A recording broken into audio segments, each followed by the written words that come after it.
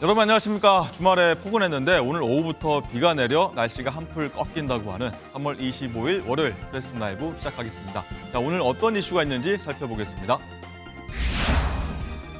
정부와 의료계 간의 강대강 의대 증원 문제 해결 기미가 보이는 걸까요? 한동훈 국민의힘 비대위원장의 중재에 윤석열 대통령은 유연한 처리를 모색해달라고 한 발 물러섰고 사직서 제출을 앞둔 의대 교수들은 긴급 총회를 열고 대응 방안을 논의할 예정입니다. 자, 환자들의 불편이 해소될까요? 자, 총선까지 16일, 국민의힘은 개인 투자자의 힘이 되겠다며 금융투자소득세 폐지를 이뤄내겠다고 하고 민주당 이재명 대표는 민생 경제를 심폐소생하겠다며 전 국민의 25만 원 지급을 제안했습니다.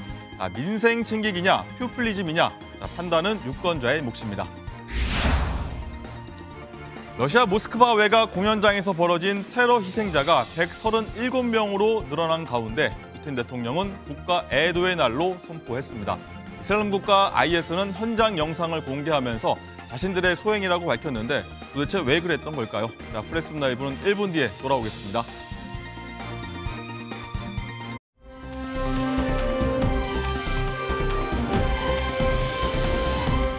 네, 저희 유튜브 채팅창에서 토론하시면 시청한 재미가 2배, 3배니까요. 많은 참여 바라겠습니다. 저희 뉴스 프레스 라이브의 핵심 관계자들 나오셨습니다. 안녕하십니까?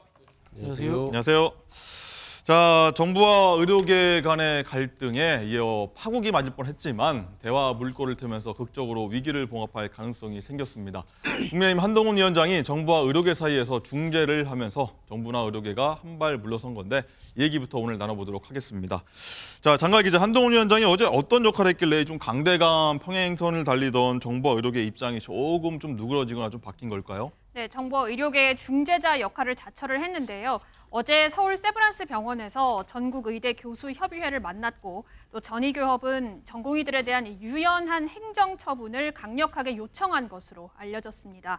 그러니까 정부가 병원에 복귀하지 않는 이 전공의들에 대해서 면허 정지 처분을 원칙대로 내일부터 처리를 하기로 했는데 교수들이 이를 재검토해달라 이렇게 요청을 한 겁니다. 또 당장 오늘이 39개 의대 교수들이 순차적으로 이 사직서를 내기로 한 첫날이기 때문에 이 운명의 25일이 임박하자 한동훈 위원장이 정부와 의료계 사이에 중재 역할을 하게 된 겁니다. 결과적으로 한동훈 위원장은 유연한 처리 방안과 정부, 의료계 대화체 가동을 정부에 요청을 했고요. 윤 대통령이 이를 한덕수 국무총리에게 지시하는 형식으로 수용이 됐습니다. 오늘 조규홍 복지부 장관은 곧바로 실무 작업에 착수한다고 했는데 교수협의회에서는 사실 이 정원 논의가 우선돼야 한다는 입장이라서 아직까지는 무척 팽팽해 보입니다. 어제 한동훈 위원장 목소리 들어보시겠습니다. 피해를 받을 수 있는 상황을 막아야 되기 때문에 정부와 의료계 간의 건설적인 대화를 중재해달라는 요청을 제가 받았고요. 그리고 아울러 의료계도 정부와의 건설적인 대화에 나설 준비가 되어 있다라는 말씀도 저에게 전했습니다. 저는 책임 있는 정치인으로서 필요한 역할을 하겠다는 답변을 드렸습니다. 어떤 그 건설적인 대화를 하는 것을 좀 도와드리고 문제를 푸는 방식을 제시해드리고 이런 부분들을 말씀드린 거기 때문에 좀 지켜봐 주시면 될 것 같습니다. 네, 그동안 한 달 넘었습니다. 환자들 불편이 굉장히 컸고 저희 어머니도 병원 갔다가 굉장히 불편하다 이런 말씀 하셨었는데 서정포 변호사님, 일단은 이렇게 여당에서 공개적으로 좀 중재에 나선 건 한동훈 위원장이 처음이고 이번 사태에서 그래서 중재자 역할을 했다. 이렇게 보는 시각이 만나는 시각도 많이 있는데 어떻게 보십니까? 그렇죠. 상당히 그 총선에 이게 민감한 이제 그 이슈가 됩니다. 네. 처음에는 이제 그 국민 여론이 압도적으로 정원을 찬성해서 상당히 호재였는데 이게 이제 오래되면서 환자들이 이제 불편하고 또 불안하잖아요. 그러다 보니까 이제 그 정부를 비판하는 왜 대화로 제대로 못 푸느냐 이런 여론도 상당히 많아요. 더 이상 방치하면 국민의힘의 이제 그 악재로 바뀔 수도 있기 때문에 한동훈 위원장이 그 중재에 나선 거는 뭐 너무 당연하고 네. 다만 이제 이준석 대표가 옛날에 뭐 미리 짜고 치는 약속 대련 아니냐. 한 달 전쯤이었나요? 그건 전혀 아닙니다. 네. 대통령실하고 이제 그 한동훈 이제 짜고 치는 게 아니고 오히려 이제 그 의대 그 교수 협의회에서 대화를 이게 요청했고 그래서 이제 그 세브란스 병원 가서 만난 거거든요. 네. 저는 근본적으로는 이제 뭐 징계 유예만 안 되고 정원 있잖아 숫자 이거를 이렇게 단계적으로 어떻게 늘릴 건지 여기까지 한동훈 위원장이 중재에 나서야 풀리지 않을까 이래 보입니다. 네, 서영주 대변인 어떻게 보십니까? 어제 만남을 사실 의사협회에서 좀 취소하려고 했었는데 한동훈 위원장이 좀 만나서 내가 좀 해결해보겠다고 네. 의지를 피력해가지고 설득했다고 하지 않습니까?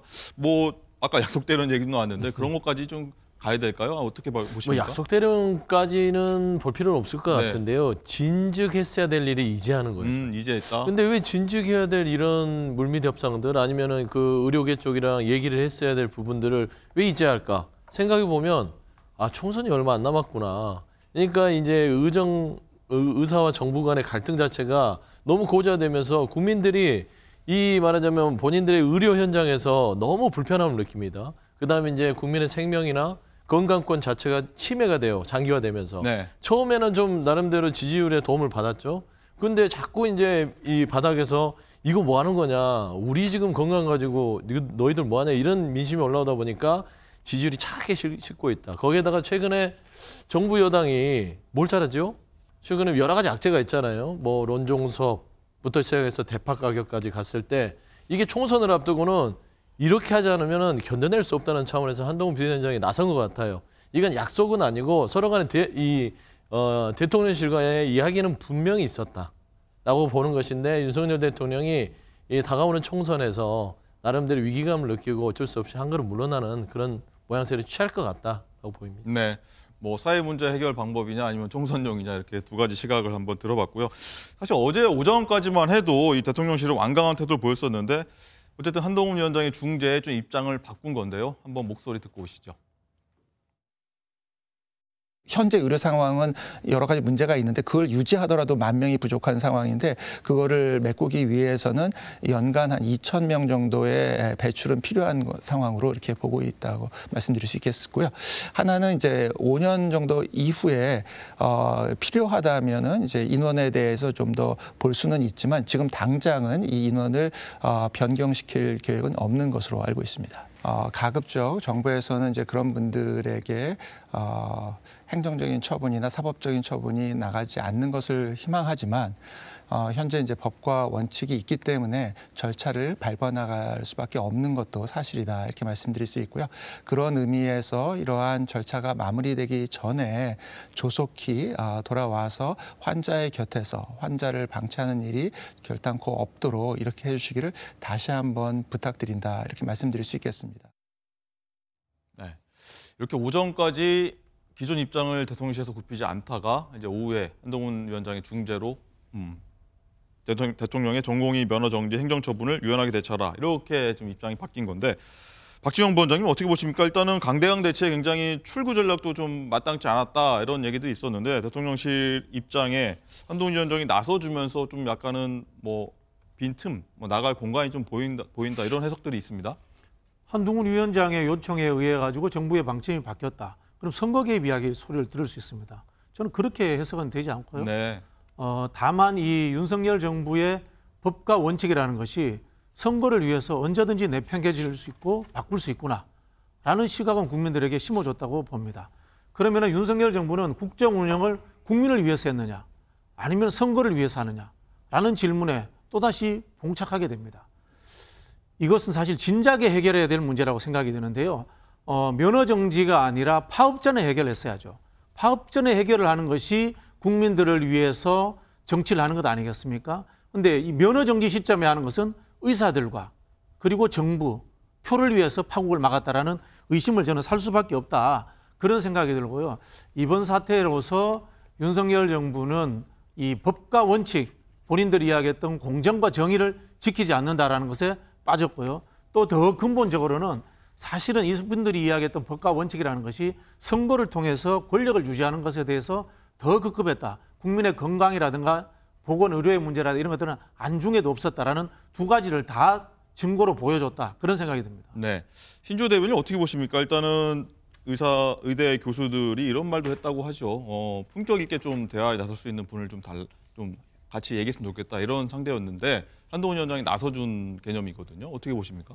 그러니까 이제 양쪽 의사들과 정부가 이제 강대강으로 갔기 때문에 자신들의 그 고수해왔던 입장을 조금 수그리고 대화에 나서기는 쉽지 않았을 것으로 저는 판단합니다.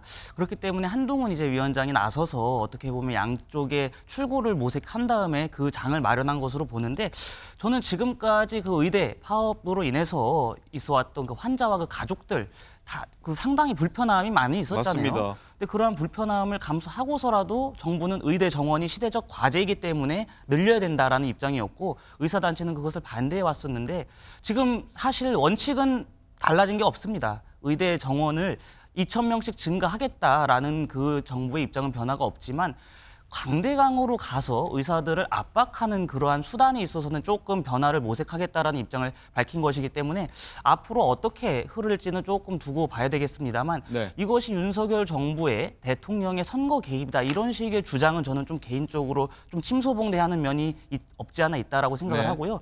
이 문제는 국민의 건강권과 관련한 문제입니다. 그렇기 때문에 이것을 과연 정치적으로 바라볼 것이냐, 저는 그것에 대해서 좀 회의적으로 보고 있습니다. 네. 그리고 이제 대화의 물꼬는 텄지만 넘어야 할 산들이 좀 있다. 뭐 산 넘어 산이다 이런 표현들도 나오던데, 장가 기자 어떤 문제들이 좀 남아 있을까요? 전공의 복귀 여부가 문제인데요. 우선 협의체가 향후에 또 어떤 조정안을 내놓을지는 모르겠지만, 현재까지는 정부가 2,000명이라는 이 의대 증원 숫자와 관련해서는 변한 게 없기 때문에 전공의를 대표하는 대한전공의 협의회 측에서는 아직까지 어떤 입장을 내놓지는 않고 있는 상황입니다. 네.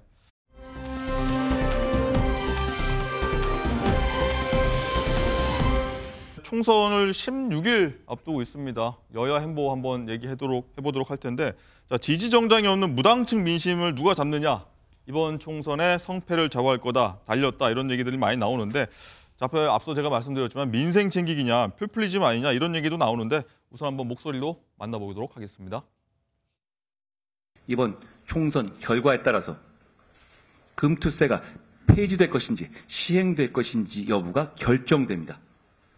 저희를 선택해 주셔야 할 이유라고 생각합니다. 국민의힘이 1,400만 투자자의 힘이 되겠습니다. 금융투자 소득세 폐지 반드시 해내겠습니다. 이번 총선에서 금투세 폐지의 발목을 잡고 있는 민주당을 반드시 심판하고 국민의힘이 금투세를 폐지할 수 있도록 힘을 실어주시기 바랍니다. 민주당은 민생경제 비상사태 해결을 위해서 국민 모두에게 1인당 25만 원, 가구당 평균 100만 원의 민생회복 지원금 지급을 제안합니다. 약 13조 원으로 죽어가는 민생경제를, 죽어가는 소상공인을, 죽어가는 골목경제를, 죽어가는 지방경제를 살릴 수가 있습니다. 네, 총선 앞두고 말싸움 대신에 좀 정책 얘기를 해보자고 박지원 부원장이 쫄깃하게 말씀해 주셨는데, 양당이 이제 이런 문제로 좀 뛰어들고 있습니다. 장가 기자, 일단은 유권자가 판단할 문제지만 뭐 표퓰리즘 아니냐, 이런 지적들이 나오고 있거든요. 정확하게 구체적으로 좀 설명 좀 해주시죠. 우선 여당이 말하는 이 금투세는 주식이나 채권 거래를 통해서 연간 5천만 원 이상의 수익을 얻었을 때 거기서 20%를 이제 세금으로 매기는 건데요. 이미 증권거래세가 있는데 투자 소득에 과세를 하게 되면 오히려 투자자가 이탈하고 자본시장이 침체돼서 세금이 줄어들게 된다는 게 여당의 논리입니다. 하지만 야당에서는 이거 부자감세 아니냐, 이런 논란이 있고요. 이재명 대표 같은 경우에는 1인당 25만 원, 한 가구 최대 100만 원을 지역화폐로 주겠다고 했는데, 이 역시 세금이기 때문에 여당에서는 국가 위기도 아니고 현재가 지금 재난 상황도 아닌데 무차별적인 돈살포 공약의 결과는 결국 우리 자녀 세대들이 돈을 갚아야 한다는 것이다, 이렇게 비판하기도 했습니다. 네. 성주 대변인 어떻게 보십니까? 여당은 금투세 폐지, 야당은 1인당 25만 원 지원금. 적절하다고 보십니까? 어떠십니까? 이제 표를 계산한 거겠죠. 금투세 부분들은 5천만 원 이상의 세금을 투자 이익을 받는 사람들은 네. 세금을 안 내도 되잖아요. 많은 사람들이 주식 투자도 하고 있고 뭐 코인 투자도 하고 있고 여러 가지 금융 거래를 하고 있는데, 그분들한테 돈을 안 내게 해준다는 것들은 나름대로 혹할 만합니다. 그래서 국민의힘을 찍을 수도 있죠. 근데 저는 참 답답한 게, 나라 살림은 어떻게 하려고 그래요? 무슨 돈으로 하려고 그래요? 이런 식으로 원래 세금이라는 게 수익 있는 곳에 걷는 게 세금 아닙니까? 기본적으로 지금 세수만 펑크난 게 50조에 달합니다. 그럼 이것까지 깎아놓으면 총선에서 이기고 보자는 식으로 해서 나라 살림은 뭐 갖고 할 거예요? 어디서 빌려올 거예요? 이런 그냥 아주 총선 표만 의식하는 그런 것이고, 이재명 대표에 대한 25만 원 민생회복지원금, 이 부분은요 현실적인 겁니다. 잘 생각해 보시면 최근에 윤석열 대통령이 민생 투어를 18차례 이상 다니면서 본인 입으로 얘기한 세금만 900조에서 1000조가 달합니다. 그런데 이 민생 지원금 지금 보세요. 10,000원짜리 한 장 가지고 밥을 사 먹기가 부담스럽고 예를 들어서 사과 하나 사 먹기도 부담스럽습니다.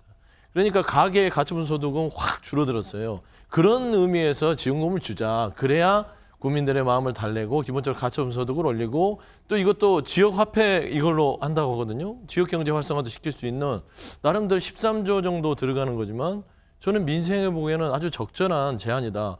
돈 준다고 다 포퓰리즘이다. 그게 아니라 이런 자원 분배를 제대로 할 수 있는 정책을 내놓는 것이 중요하다. 좀 그런 말씀 드립니다.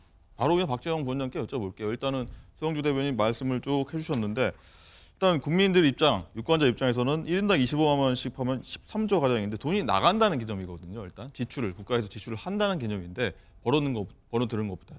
현실성이 없다는 지적이 나오는데 한번 설명 좀 부탁드릴게요. 코로나 재난지원금 나갔잖아요.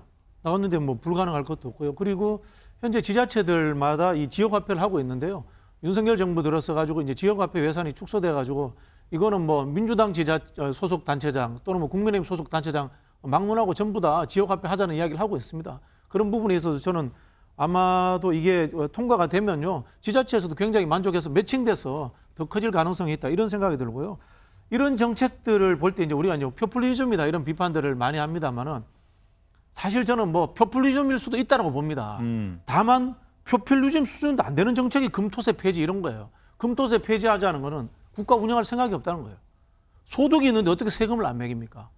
그리고 아시겠지만 현대 자본주의를 우리가 금융 자본주의라고 이야기합니다. 금융 자산에 의해 가지고 그다음에 금융 간의 어떤 이 돈을 굴려 가지고 소득이 발생하는 것이 엄청난 상황입니다. 그런 상황에서 지금 금토세를 폐지하겠다? 이거는 제가 봤을 때는 뭐 증세, 뭐 감세, 부자 감세 이런 게 아니고 국가 나 운영 안 할래? 이런 느낌으로 들어요. 이거 우리 자본주의 사회를 부정하는 저는 하나의 사고가 아닌가 그런 생각이 들고요.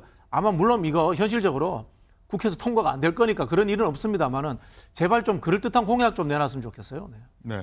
신조 대변인 얘기도 한번 들어보겠습니다. 일단은 뭐 다양한 의견 주셨는데 금투세 폐지는 또 상위 1%에만 해당되는 공약이다 이런 얘기도 있고 전체적으로 민주당 쪽 공약 얘기 쭉 보면은 전체적으로 선거용 돈살보다 이런 얘기까지 다양하게 나오거든요. 어떤 의견 갖고 계세요? 그러니까 지금 현대 자본주의 사회에서 시장에 참여할 수 있도록 참여를 적극적으로 장려하는 것과 무제한 묻지마 돈 풀기를 하는 것은 엄연히 다른 거 아니겠습니까? 금투세는 뭐 민주당 등 야권에서 지적하기로는 1%의 부자만을 위한 그런 공약이다 이런 말씀을 하시는데 네. 저는 그러한 프레임이 오히려 민주당의 악재가 될 거라고 생각합니다. 12년 전 총선에서도 민주당이 구호로 내걸었던 게 1대 99의 싸움이라고 그랬어요. 그 결과가 어땠습니까? 민주당 120석에 정도 되는 아주 적은 의석을 확보했는데 결국에는 그렇게 국민 갈라치기를 시도하다가 민주당의 악재로 갈 것이라는 점 말씀드리고 저는 이재명 대표가 경제를 좀 다시 공부하셔야 된다고 생각합니다. 지금 1인당 25만 원 현금성 그 지원을 살포하겠다라고 한 건데 이재명 대표가 최근에 그런 말을 했습니다. 아르헨티나 경제 상황을 발언하면서 지금 경제가 아르헨티나처럼 폭망할 수도 있다 그런 식의 발언을 하셨는데 아르헨티나가 이렇게 모든 국민한테 돈을 퍼주다가 결국에 경제가 망한 것이거든요.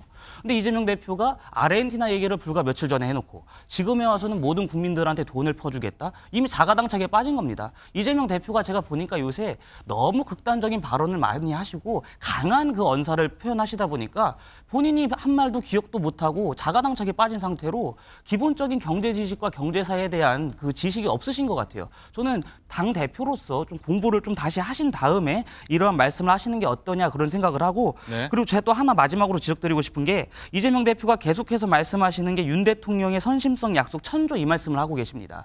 근데 이 1000조라는 금액의 상당수는 민간 투자로 이루어져 있다는 점 그리고 그 예산에 민주당도 그동안에 공약했었던 정책들도 상당수 포함되어 있다는 점을 좀 이재명 대표가 다시 한번 복귀했으면 좋겠습니다. 네. 이재명 대표 계속 얘기를 했는데 어떤 얘기 했는지 한번 저희가 듣고 오겠습니다. 680조 원 연간 예산에 비하면 정말 푼돈에 가까운 13조 원 이걸로 여러분 가구당 100만 원씩 줘서 아니 드라이 가게도 옷 많이 팔아가지고 돈 벌면 은행에 저금하겠어요? 먹고 살래도 돈이 없는데 그걸로 저 옆에 있는 누룽지집 가서 누룽지라도 살 거 아닙니까? 그럼 누룽지 가게 주인이 그러면 가만히 있겠어요? 싱싱청가 가서 장도 봐야지.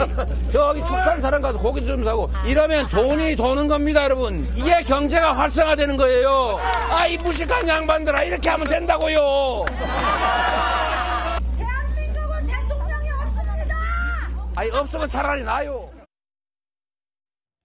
대중연설이라 굉장히 좀 쉬운 언어로 뭐 목청권 얘기했는데 손석구 변호사님 어떻게 들으셨습니까? 뭐 저도 이제 그 법대는 변호사인데요. 네. 법조인들이 이제 그 경제 잘 몰라요. 근데 이재명 대표는 진짜 모르는 것 같아. 원래 법조인들이 경제 공부는 잘 안 하잖아요. 법 공부만 하지. 근데 경제 공부를 많이 했을 수는 있죠. 뭐 이게 뭐. 근데 도의사도 일반적으로는 했고요. 저도 예. 법조인이니까 예. 뭐 조금은 하지만 근데 문제는요. 저는 가장 이게 잘못된 경제 이론이 문재인 대통령 때의 그 소득 주도 성장, 소득만 월급만 많이 올려주면 경제가 이제 그 지상천국처럼 발전한다. 이게 아마 세계 주류 경제학계는 없을 겁니다.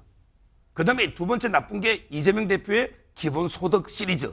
그냥 이게 무조건 돈만 퍼주면 경제가 이게 지상천국처럼 발전한다. 이게 말이 되는 이론입니까? 그러다면 이게 경제 이론이 존재할 필요가 없어요. 돈만 퍼주고 뭐 이게 월급만 많이 올려주고 이게 발전할 것 때문에 누가 못 살립니까?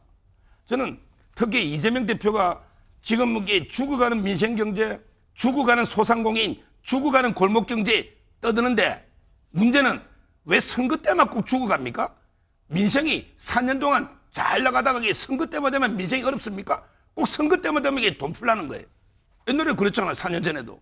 저는 이런 게 바로 돈으로 이게 매표행위, 이걸 포퓰리즘이다. 이렇게 저는 평가를 하고요. 네. 그리고 이제 그 마지막 대통령이 뭐 없는 게 낫다 이랬습니까? 이 무슨 이게 이 망언입니까? 아니 국민이 뽑아준 대통령이 없는 게 낫다? 차라리 이게 민주당이 이재명 대표가 본인 방탄 때문에 국회에서 발목 안 잡았으면 이렇게 어렵지도 않았어요.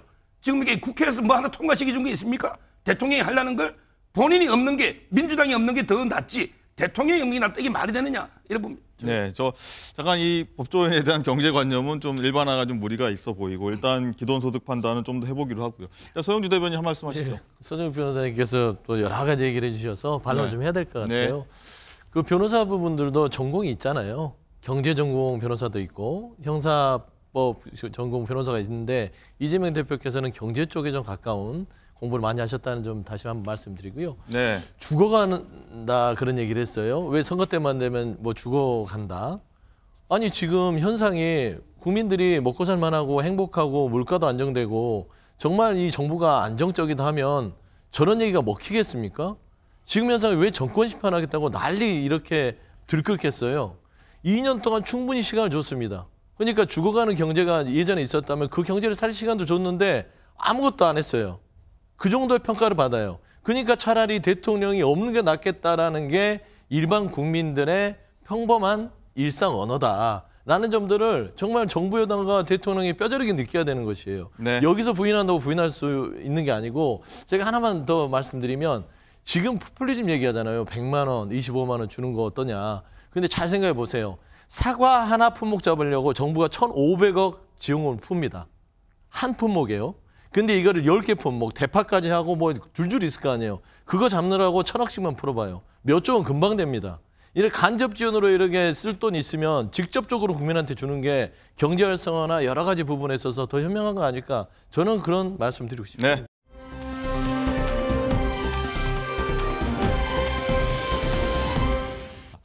장가 기자, 일단 먼저 여야 대표가 양안 외교 문제입니다. 양안 하면 중국과 대만 관련한 건데 이재명 대표가 연설 중에 먼저 꺼낸 얘기입니다. 네, 그렇습니다. 이재명 대표의 시에시의 발언, 그러니까 중국어로 감사합니다라는 발언이 시에시에. 네, 이제는 여야의 외교 안보 이슈에 불을 붙였습니다. 이 시에시의 발언은 지난주 금요일 이재명 대표가 충남 당진 전통시장을 방문해서 한 발언인데 윤석열 정부의 미국 중심 외교 정책을 비판하고 또 중국과도 좀 잘 지내면서 우리 이익을 잘 취해보자 이런 취지의 발언이긴 했지만 발언 수위와 또 표현에 좀 논란이 있었습니다. 한동훈 위원장은 이 대중국 굴종 인식을 확인할 수 있었다면서 맹공을 퍼부었는데요. 직접 들어보시죠. 중국 사람들이 한국 싫다고 한국 물건을 사질 않습니다. 왜 중국을 집적거려요? 그냥 쎄쎄. 대만에도 쎄쎄. 이러면 되지. 뭐 자꾸 여기저기 집적거리고 무슨 양안 문제 우리가 왜 개입합니까? 대만 해비 뭘 어떻게 되든 중국과 대만 국내 문제가 어떻게 되든 우리가 뭔 상관 있어요? 이재명 대표가 그냥 웃기려고 아니면 피곤해서 실수한 것이 아닙니다. 어떤 것이 국격을 지키는 행동이고 어떤 것이 국익에 부합하는 행동입니까? 그렇게 머리를 조아려 주면 무슨 국익이 높아지는 게 있습니까? 무시해도 된다는 신호를 주는 것 아닙니까? 소위 말하는 동북공정으로 우리 문화에 대한 잘못된 주장을 할 때에도 이재명 대표와 민주당은 그 뜻을 받들어서 쉐쉐 할 것인지 묻고 싶습니다. 네, 이재명 대표의 쉐쉐 감사합니다 발언에 한 위원장이 강하게 비판했는데 서정표 변호사님 어떻게 들으셨습니까? 정말 이제 그 외교에 저렇게 쉐쉐쉐쉐 하는 게 제가 부끄러워서 진짜 얼굴이 화끈거려서 볼 수가 없어요. 어떻게 국격을 저렇게 떨어뜨리고 우리 국민의 자존심을 이렇게 짓밟습니까? 좀 이게 품격 있게 외교 비판 못합니까? 만약에 제가 가정을 해보자고요. 만약에 한동훈 위원장이 일본한테 찝찝대면 안 됩니다. 일본인들이 뭘 해도 아리가또 하면서 우리가 굽신굽신해야 됩니다. 이랬다면 과연 민주당 지지자들이 어떻게 비판했을까요? 지금도 한일전이 하는데 한번 거꾸로 한번 놓고 생각해 보세요. 일본 앞에 찝쩍대지 말고 무조건 이게 아리가또 해라면 어떻게 하겠느냐고. 똑같잖아요.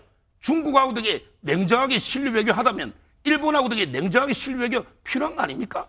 어떻게 저렇게 외교 인식이 편향됐는지. 그리고 불과 작년에 그 중국의 국장급 정도 되는 싱하이밍 대사 앞에 15분 동안 두 손 모아서 다 그게 훈계를 듣고 있었잖아요. 잘못하게 중국이 패배하는 쪽에 배팅하면 큰일 난다는 게 경고성 한마디 반박도 못하고 듣고 유튜브 중계하고 있었지 않습니까? 그전으로 가면 문재인 대통령은 중국의 혼밥 논란부터 큰 봉우리 저는 왜 중국 앞에만 서면 우리 진보 진영은 작아집니까? 저는 도저히 납득할 수가 없는 일본한테 뭐 큰 소리 치고 중국한테는 그냥 굴욕적이 무조건 쉐쉐 이런 외교 편향된 인식으로는 문제가 있다고 봅니다. 네, 박지원 부원장 일단 민주당 입장도 한번 들어볼 텐데 일단은 이재명 대표가 이번 총선 앞두고 신한일전 이렇게 얘기도 하기도 했죠. 반일 정서 얘기인데 일단 이재명 대표의 어떤 발언들, 이딴 발언들 어떻게 좀 해석해야 될까요?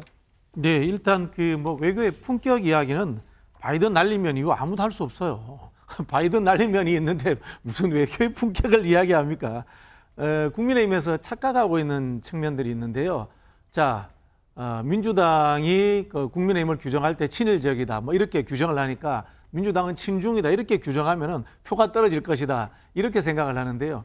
우리 이제 근현대사의 역사 문제가 일제강점기로 얼룩진 이 침략의 역사라는 것이 직접적으로 연결되어 있기 때문에 일본과 중국의 문제는 사람들이 느끼는 강도가 다르다.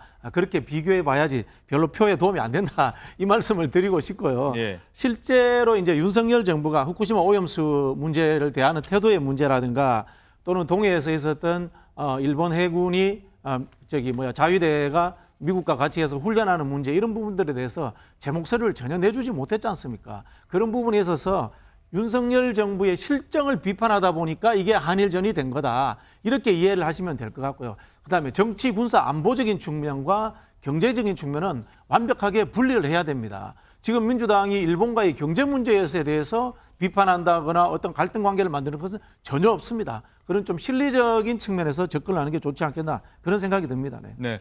지금 이게 바이든 날리면은 네. 판결이 나 있어요. 네. 제가 이제 박진영 우리 패널 보호를 위해서 네. 지금 이제 윤석열 대통령이 그런 발언이 없다는 게 판사 판결에 왜 감정을 했는데 전문가도 이게 못 알아듣는 거예요. MBC가 이게 자목을 잘못 따라서 1심 판결에서 외교부가 재판에서 승소했다는 거 말씀드리고 네. 그다음에 MBC에 대한 과징금 제재도 들어갔다는 걸 말씀드립니다. 네, 알겠습니다. 자, 그리고 서영주 대변인 일단 민주당 내부에서도 이 지난해 싱하이밍 중국 대사죠. 논란 연상시켜서 좀 반중 정서 자극하고 있다. 외교 관련 좀 설화 리스크가 좀 커지고 있다. 좀 이런 우려를 좀 하고 있다고 해요. 어떻게 좀 당 내부 어떻죠? 이게 반중 정서를 얘기하는 것들은 반중 정서를 노리는 국민의힘의 또 선거적인 전략 접근인 것 같아요. 지금 이재명 대표가 얘기했던 건 뭐냐면 외교에 대한 어떤 입장을 방향을 이렇게 제시하는 겁니다. 그러니까 한쪽으로 치우치는 외교를 하지 말아라. 고른 외교를 하되 고른 외교 이유는 우리나라의 국익에 도움이 된다면 어디 가서든 중립적이든 고맙든 이렇게 얘기할 수 있어야 된다는 것이잖아요. 그러니까 싱하밍 그 대사를 만났을 때 굴욕적이다? 왜 저게 굴욕적이죠? 싱하밍 대사를 만나서 우리한테 도움이 된다고 판단된다면 그 누구도 만날 수 있습니다. 더 하급 관리도 만날 수 있는 것이에요. 지금 이재명 대표 얘기하는 것은, 민주당이 얘기하는 것은 국익 중심의 외교를 하라는 것인데 과연 윤석열 대통령이 국익 중심을 하냐는 것이죠. 일본과 미국에만 치우쳐서 나머지 중국과 러시아 쪽과 반대급부에 있으면서 지금 따지고 보면 경제적 손실이 이만저만 아니잖아요. 그 얘기를 하고 있는데 갑자기 무슨 동북공정이 나옵니까? 아니 동북공정에 실시하겠습니까? 그런 건 판단하는 것이죠. 동북공정은 국익에 도움이 안 되잖아요. 그래서 저는 좀 말귀를 잘 알아들었으면 좋겠다, 국민의힘이. 좀 그런 말씀 드립니다. 네. 어쨌든 이번 총선에서도 한일 그리고 한중 외교 문제가 좀 중대 이슈가 되는 것 같은데 신조 대변인 어떻게 보십니까? 이 국민들 입장에서는 양당이 모두 이 외교 문제에 대해서 좀 자극적인 언어 내세우고 있다 보니 공방을 벌이다 보니 좀 불편할 수도 있거든요. 어떻게 보십니까? 그러니까 국익 중심의 외교, 그것에 반대하는 정당이 어디가 있고 그것을 부정하는 정치인이 어디가 있겠습니까? 근데 이 문제는 그게 아닙니다.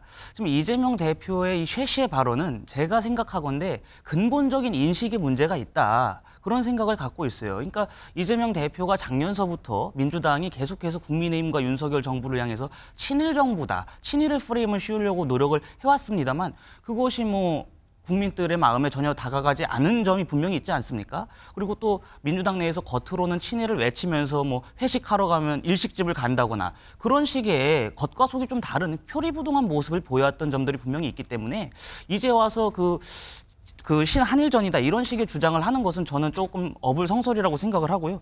무엇보다도 지금 그 중국과 대만을 향해서 쉐쉐라는 표현은 중국에 대해서 우리 대한민국이 한 수 아래다라는 것을 근저에 깔고 가는 거 아니겠습니까? 세상의 어느 정상 국가들끼리 외교를 하는데 서로 간에 감사합니다라는 표현을 합니까? 그것도 쉐쉐하면서 이렇게 손을 또 이렇게 하지 않았습니까? 이재명 대표가?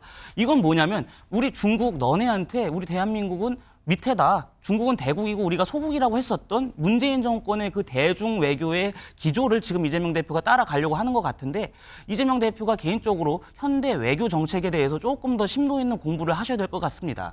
과연 이재명 대표가 주장했었던 것처럼 외교를 펼치게 되면 대한민국에 어떠한 실질적인 이득이 있는지 그것을 전혀 이재명 대표나 민주당 쪽에서 밝히지 못하고 있습니다. 중국에 쉐쉐해가지고 우리가 얻는 실질적인 이득이 뭐가 있나요? 저는 그것 먼저 민주당에서 밝힌 다음에 이러한 주장을 펼쳐야지 그게 조금 논리적이지 그게 아닌 상황에서 무조건 이런 그 대중 외교에 있어서 굴종적인 모습을 보인다? 이런 프레임은 오히려 민주당에 굉장히 불리한 요소로 작용할 것입니다. 네. 대만에 쉐쉐한 거는 의도적으로 빼는 건가요? 저기 안 나갔나요 방금? 아니 저기 말씀하시는 게 이게 그럼 우리는 저기 대만에도 쉐쉐하는 대만보다도 우리가 약소국인가요? 그런 차원이 아니잖아요. 이렇게 말꼬리 잡는 거는 저는 알겠습니다. 아니라고 봐요. 네, 그리고 여야 대표들이 공직선거법 관련 혐의, 위반 혐의 관련해서 고발을 당하기까지 했다고 하는데 장가희 기자 어떤 내용이죠? 한 정당의 간판을 달고 지역구에 출마하는 후보가 다른 정당 후보의 지지를 요청을 한다든가 아니면 공식 선거운동 기간이 아닌데 마이크를 들고 후보를 지지하는 발언 등입니다.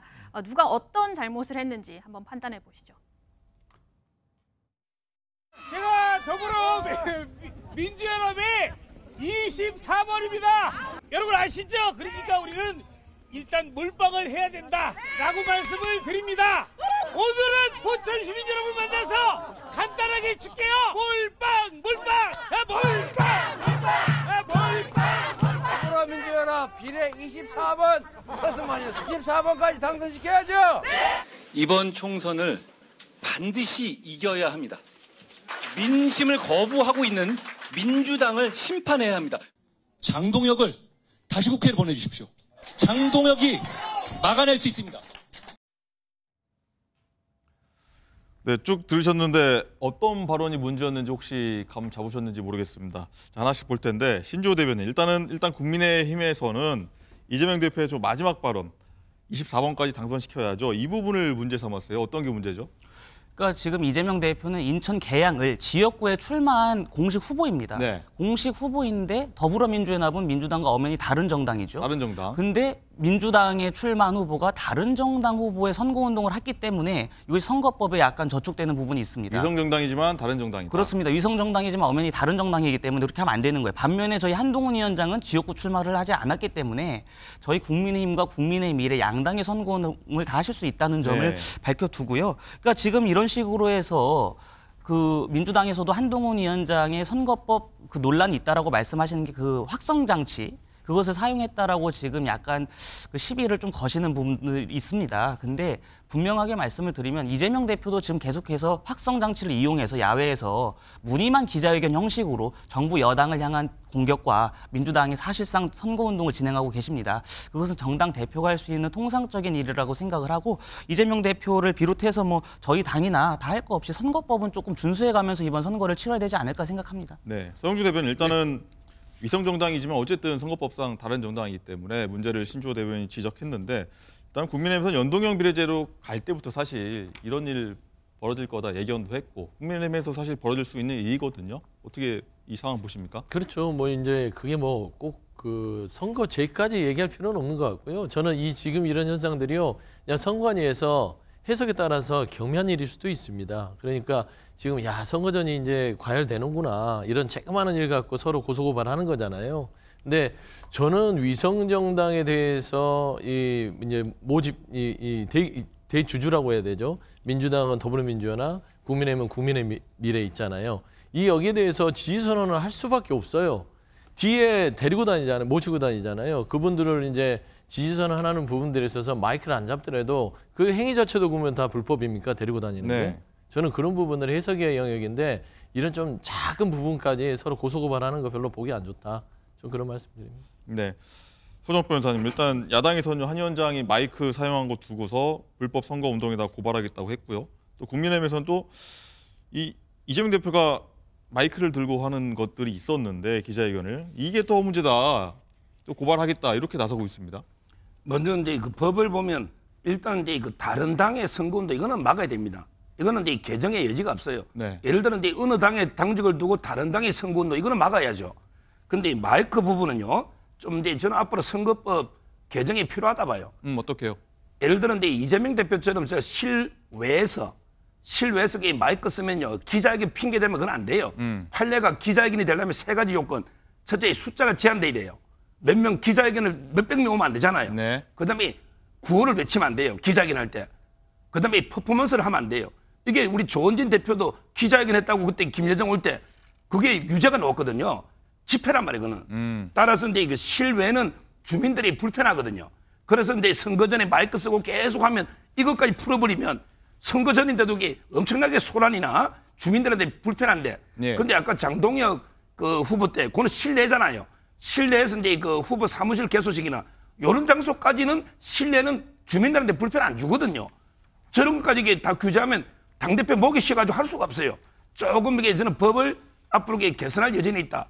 실외 집회는 제한하되, 그다음에 실내에서 의례적인 행사는 마이크 정도로 써도 피해 주는 게 없잖아요. 조금 이게 풀 필요가 있다 봐요. 원장님 어떻게 됐습니까? 서정욱 변호사 제안에? 뭐 맞는 말씀인데요. 저기 정치 평론하려면 조금 더 나가셔야 된다. 이 말씀 드리고 싶은데요. 제가 보기에는 이거 악법에 해당될 수 있습니다. 대부분의 것들이 일상적인 정치 활동이 보장돼야 됩니다. 헌법상에. 근데 지금 대한민국 선관위가 시시콜콜한 규정을 만들어 가지고 정치 활동을 다 규제하고 있습니다. 이런 부분들에 대해서 저는 지적을 해야 된다. 그런 생각이 들고요. 근본적인 문제는 우리 한국 사회가 굉장히 이제 민주화되고 관권 선거라든가 이런 것들이 없어졌는데도 불구하고 선관위가 헌법기관으로서 이 정당보다 상위 기관으로서 존재하고 있는 이 현실 자체가 사실은 바뀌어야 됩니다. 그 이야기는 제가 왜 말씀을 드리냐면요.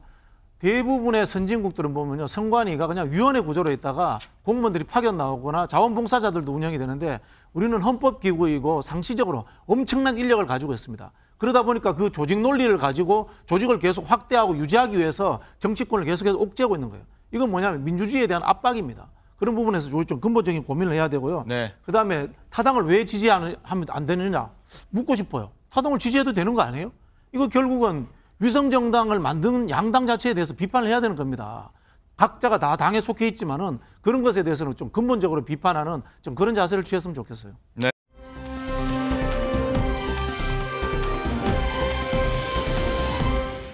논란이 됐던 후보 얘기도 한번 해보도록 하겠습니다. 민주당이 부동산 갭 투기 의혹과 관련해서 재산 허위 신고를 했던 좀 문제가 됐죠. 세종갑 이영선 후보를 전격 공천 취소했는데 관련해서 민주당 목소리 먼저 듣고 얘기 나누도록 하겠습니다. 이재명 대표로선 그러니까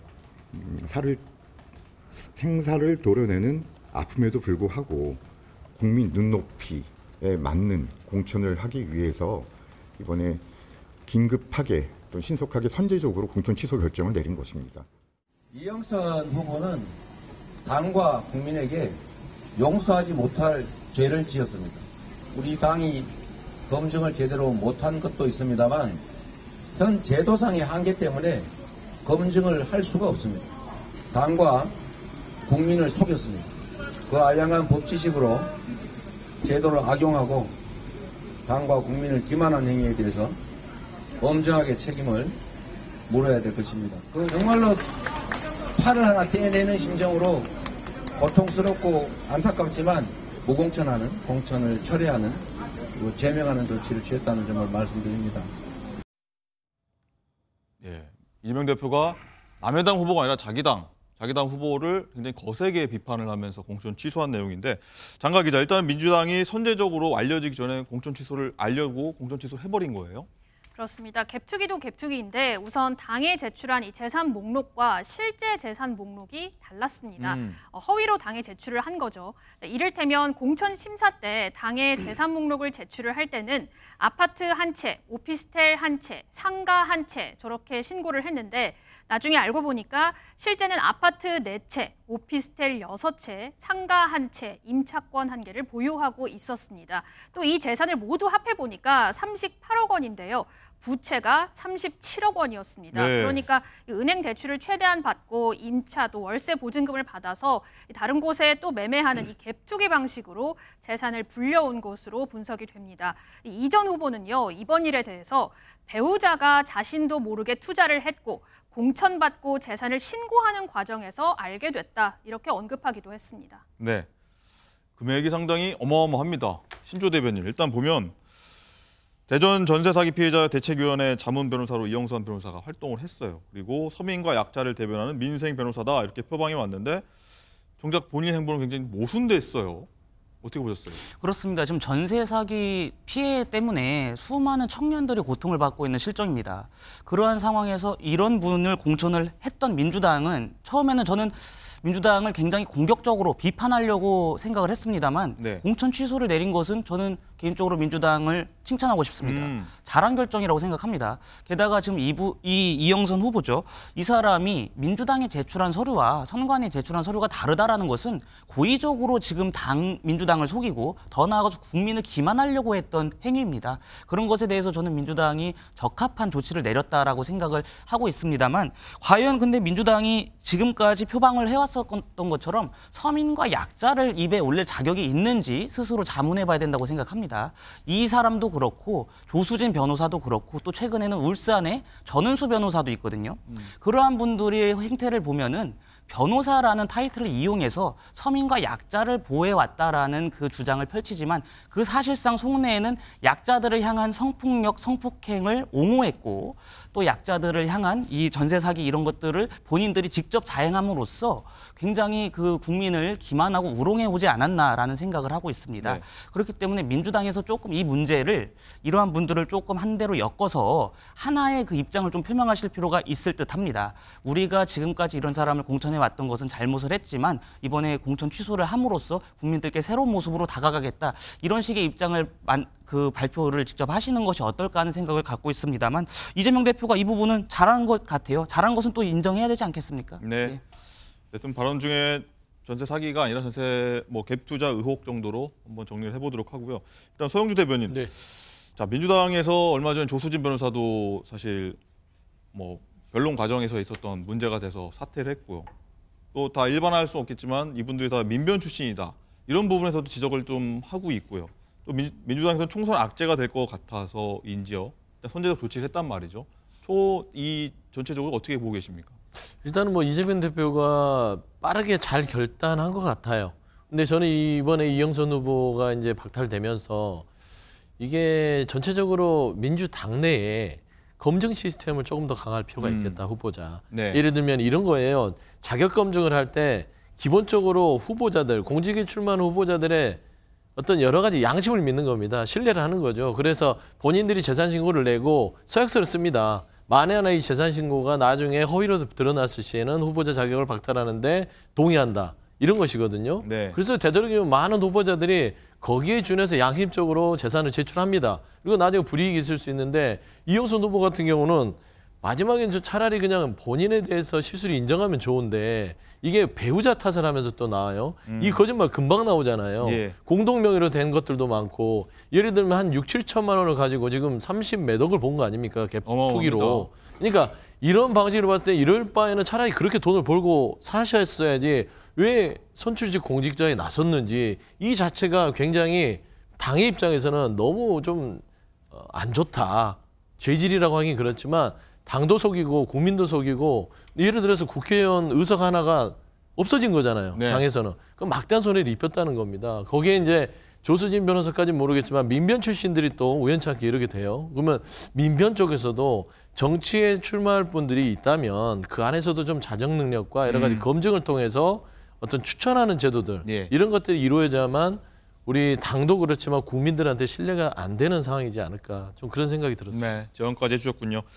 자, 이재명 대표가 그래서 이렇게 강하게 비판을 했고 오늘 공동 선대위원장이죠. 김부겸 선대위원장도 쓴소리를 했습니다. 듣고 오시죠. 부동산 문제야말로 우리 민주당이 지난번에 정권을 내주게 된 아픈 지점이잖아요. 이 민주당이 추구하는 가치하고 맞지도 않고 또 국민 눈높이가 동떨어졌기 때문에 업참마속의 심정으로 그렇게 결정을 했습니다. 이영선 전 후보 같은 경우에는 아무도 몰랐던 사안인데 민주당에서 전격적으로 먼저 밝히고 공천 취소한 거거든요. 뭐 그렇다고 하더라도 어차피 국민들은 알게 되고요. 또 뿐만 아니라 이렇게 당의 정체성을 근본적으로 흔드는 이런 부분을 우리가 옹호할 수는 없죠. 네, 서정욱 변호사님. 일단은 선제적 결정을 일단 민주당이 내렸고 일단 이재명 대표는 제도적인 한계가 있었다라고 했는데 일단은 어쩔 수 없는 입장이긴 하지만 당내 검증 과정 시스템이 좀 부실하다 이런 지적도 나오고 있어요. 제가 납득이 안 되는 게 두 가지인데요.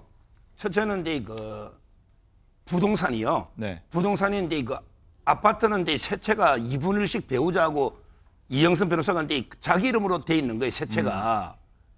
근데 이걸 허위로 당에다가 낼 수 있을까요? 우리가 부동산은요, 변호사 사무실에 저희도 마음대로 떼보여요.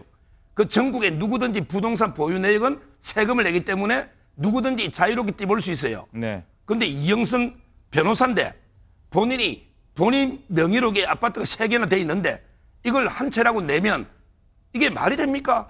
그냥 누구나 볼 수 있는 부동산인데 다른 이게 차명재산이나 현금도 아니고 부동산을 허위로 낸다는 것은 있을 수가 없는 저는 민주당이 과연 진짜 몰랐을까 이런 의문이 들고 그러면 이게 몰랐다면 빨리 고소해야 됩니다. 이게 업무방해죄입니다. 정당의 경선 업무를 허위로 내면 업무방해로 구속됩니다. 변호사 처벌되는 거예요. 저는 민주당이 한번 지켜볼 겁니다. 엄청난 피해를 주잖아요. 어디서 가나 난리잖아요. 네. 허위로 냈다면 당연히 업무방해로 빨리 고소해라. 아니면 이게 민주당이 진짜 몰랐는가 이런 데 의문이 들고요. 그다음에 두 번째는 이제 이분이 민변 뭐 이런 것 때문에 이게 공천 되겠습니까? 민변이 1200명이 있는데 다 이게 보면요. 보세요. 민변실 중에 김동아 변호사는요. 정지상 변호도 하고 이게 민주당에서 오랫동안 이재명 대표 법률 자문한 이게 김동아 변호사고요. 그다음에 문제된 이영선 변호사 있죠. 이분은 얼마 전에 김혜경 씨가 화장실에 넘어져가지고 망토 입고 병원 간 거 기억나시죠? 그때 막 댓글에 혹시 이재명 대표 폭행 아니야? 이런 게 댓글 네티즌들을 전부 고소하는 대리인 한마디로 김혜경 이재명 변호사입니다. 그래서 이게 된 거 아니에요. 이영선 변호사는. 그다음에 이주희 변호사라고 비례 17번 있죠. 이분은 이제 법무법인 다산에 지금 김혜경을 변호하고 있어요. 이재명 대표도 옛날 변호했죠. 전부 김혜경 변호했거나 대리했거나 이런 분들이 공천 많이 된 거 아닙니까? 이거야말로 특혜가 없었는지 그래서 저는 민주당이 검증 소홀히 한 건 아닌지 또 이게 지금 고소할지 한번 지켜볼 겁니다. 반드시 업무방해로 고소하십시오. 네. 박시원 부원장님 일단은 민주당 입장에서는 몰랐기 때문에 뒤늦게 확인하고서 일단 공천 취소한 거 아니겠습니까? 여기서 반론 한번 해보시죠. 아니 알았으면은 나중에 왜 잘랐겠어요? 그 앞뒤가 안 맞죠. 우리 서 변호사님은 뭐 이렇게 비판하실 때는 뭐 핏대를 올리시는데 좀 현실적인 좀 대안을 내주셨으면 좋겠다는 생각이 드는데 금방 저도 확인할 수 있는데 누구나 왜 확인하는지 그렇잖아요. 그게 정당 업무를 안 해보셔서 그런데 이거 사실은 제가 보기에는 어떻게 해야 되냐면요. 예비 후보 등록하면은 선관위에서 공직자들처럼 재산 문제 그대로 탁 뜨도록 그런 시스템을 만들어줘야 돼요. 지금 현역 국회의원들 같은 경우에는 재산 신고 자료를 따로 뗄 필요가 없어요. 본인이 거기에 대해서 이름 탁탁탁 쳐넣으면은 그 사람 재산이 다 떠요. 저는 공직 후보자로 출마하는 사람들도 그에 준해가지고 해주는 시스템을 선관위가 진짜 인원도 많으니까 예산도 많으니까 딴짓 하지 말고 이런 거 좀 갖춰야 되지 않겠는가 뭐 이런 생각이 좀 들고요. 그다음에 이제 변호사 문제는 저도 한번 지적하고 싶은데 변호사 너무 많아요. 21대 국회가 역대 최악의 국회라고 하는데 변호사 숫자가 역대로 제일 많았습니다. 우리 한번 예를 들어 볼게요. 대한민국을 운영하는 국정 문제, 국정 전반의 정책 이슈 이런 것들을 봤을 때 사법적 문제, 징벌적 문제 이게 몇 퍼센트 되겠습니까? 사회 이슈에서. 뉴스에서 차지하는 포션은 몇 퍼센트 정도 됩니까? 제가 봤을 때는 많아야 한 4, 5% 될까요? 자, 그리고 직군으로 볼까요? 변호사가 대한민국에 뭐 수십만 명, 수백만 명 됩니까? 근데 국회의원이 변호사가 5, 60명이 돼요. 이거 과잉돼 있습니다. 저는 뭐 특정 직업을 뭐 표명할 생각은 없는데 이 법조가 과잉된 국회가 과연 제대로 돌아가고 있는가 문제는 여야가 공히 한번 심각하게 한번 숙고해봐야 될 문제다 이런 생각이 듭니다. 네, 그러고 보니 정말 어느 지역 후보마다 무슨 변호사 굉장히 많이 들었던 것 같습니다. 자, 어쨌든 신주호 대변인 일단 이 얘기도 해보겠습니다. 일단 이영선 후보가 공천 취소되면서 해당 지역구 이제 국민의힘 류재화 후보 그리고 새로운 미래 김종민 후보가 있는데 일단 이영선 후보가 좀 뭐랄까 여론조사에서 앞서가고 있었기 때문에 이부 두 후보가 되더라도 어부지리 당선 아니냐 이런 얘기까지 나오고 있어요. 어떻게 보십니까? 그러니까 이 지역이 사실 저희 국민의힘에는 불모지였고 도전지의 입장이었습니다. 그렇기 때문에 이영선 민주당 후보가 지금 공천이 취소되고 선거에 나서지 못한다고 해서 뭐 국민의힘이 어부지리로 당선될 것이다 이런 확답은 드리지 못할 것 같습니다. 다만 제가 개인적으로 바라는 것은 저 류재화 후보가 끝까지 최선을 다해서 선거전을 치르기를 바랄 뿐입니다. 하지만 지금 김종민 후보, 그러니까 새로운 미래 김종민 후보가 옆에 다른 지역구에 있다가 이번 선거에서는 여기로 옮긴 거 아니겠습니까? 거물급 후보입니다. 거물급 후보긴 하지만 본인이 그동안 고수해왔던 본인이 그 다선을 했었던 지역이 아니라 여기로 옮겼는데 민주당의 표심이 김종민 후보한테 가기 위해서는 김종민 후보가 민주당과 그 괴리가 같아야 되는데 김종민 후보가 탈당을 하면서 이재명 대표, 그러니까 이재명 사당화의 민주당을 강도 높게 비판한 다음에 탈당을 했거든요. 과연 민주당을 지지하는 그 표심이 김종민 후보가 그동안 해왔던 정치적 행보에 대해서 어떤 평가를 내릴지를 조금 지켜봐야 될 것 같고 어찌됐든 지금 류재화 후보와 김종민 후보, 민주당이 없어진 상황에서 양 후보가 치열하게 끝까지 경쟁을 펼치지 않을까 생각합니다. 네, 지켜보도록 하겠습니다.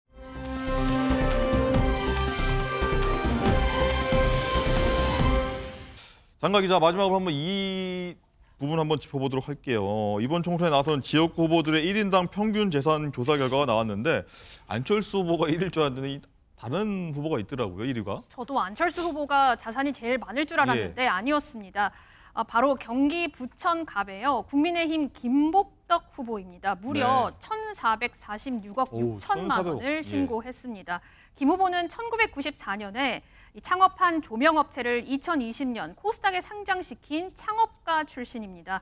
그리고 2위 안철수 후보가 1,400억을 신고했고요. 3위는 충북 보은 옥천 영동괴산의 박덕흠 후보가 562억 원을 신고했습니다. 재산 어마어마합니다. 그리고 장가 기자, 이번에 또 선거철 되면 또 관심이 높아지는 인물이 한 명 있는데 시청자분들 아마 눈치채셨을 텐데 허경영 국가혁명당 명예대표입니다. 이번에는 지역구 아니라 비례대표로 나왔는데 비례대표 후보는 또 재산이 또 가장 많은 걸로 확인이 됐어요. 지금 비례대표가 253명이 후보 등록을 했는데요. 그중에서 가장 많은 481억 원을 신고를 했습니다. 2021년 서울시장 보궐선거 당시에는 72억 원 신고했는데요. 3년 만에 400억이 늘었습니다. 부동산이 182억, 양주 소재의 단독주택이 2억 6천만 원이고요. 예금이 25억 원이었습니다. 최근 납세액도 30억 원이었는데요. 가장 많은 수준이었습니다. 네. 3년 새 재산이 400억 늘었다. 이제 일반인 입장에서는 어이구 얼마나 이렇게 자산 증식을 하셨나 이렇게 궁금해할 텐데 서동태 변호사님 어떻게 보십니까? 선거 때만 나오신 분이라서 좀 많은 분들이 관심이 있어하는 것 같아요. 아마 근데 이거 허경영 대표는 이제 후보는 여러 이제 법적인 소송이나 휘말렸기 때문에 뭐 제가 이제 그 후보 자격이나 여러 가지 면에서 검증이 좀 필요하다 보이고요. 제가 이제 재산을 유심히 본 분은 두 분입니다. 한 분은 이제 이재명 대표인데요. 이재명 대표가 이제 그 2021년에 3년 전에 한 28억 얼마 했거든요. 네. 근데 이번에 31억 1,700 재산이 한 3억 가까이 늘었더라고요. 야, 그 많은 김혜경 여사도 변호인이 6명이거든요. 본인도 변호인이 한 10명 넘을 거예요. 그 많은 변호사비를 쓰고도 재산이 늘었다. 이게 참 저는 신기하고요. 그다음에 이준석 대표입니다. 네. 이준석 대표는 이제 얼마 전에 당대표 올 때 한 3억 얼마 했거든요. 이번에 19억 얼마로 한 20억 육박해요. 예. 근데 코인이 많더라고요. 야, 가상재산이 많았다. 김남국 의원에게 뺨치는 그 정치보다 코인 한번 대성하지 않을까 이런 생각을 해봤어요. 네. 박정부 원장님 어떻게 드셨습니까? 뭐 개인을 자꾸 이야기하실 필요는 없고요. 당에 보면요, 국민의힘이 49억, 민주당이 19억인데, 야, 이렇게 돈 가진 분들이 정말 우리 서민들의 애환을 알 수 있을까 그런 생각이 듭니다. 우리 한국 사회의 이 급속한 산업화라는 것이 늘 우리 정경유착 이야기를 했지 않습니까? 그런 부분에서 돈 있는 사람들이 정치 권력까지 장악하려고 한다. 뭐 그런 우려에서 벗어날 수 없을 것 같고요.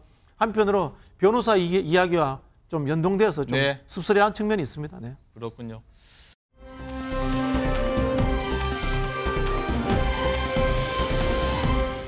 라이브 픽입니다. 배우 김수현 씨와 김세론 씨가 사진 한 장으로 열애설에 휩싸였습니다. 두 사람이 얼굴을 맞대고 다정하게 찍은 이 사진, 24일 새벽 김세론 씨가 SNS에 올린 사진입니다. 사진은 몇 분 만에 삭제됐지만 이미 온라인에 모두 확산되며 논란되고 있는데요. 김수현 씨 소속사는 열애설은 사실무근이라며 사진은 과거 두 사람이 같은 소속사였을 당시 촬영한 것으로 보이고 김세론이 사진을 올린 의도를 전혀 알 수 없는 상황이라고 밝혔습니다. 김수현 씨의 팬들도 불쾌함을 드러내고 있는데요.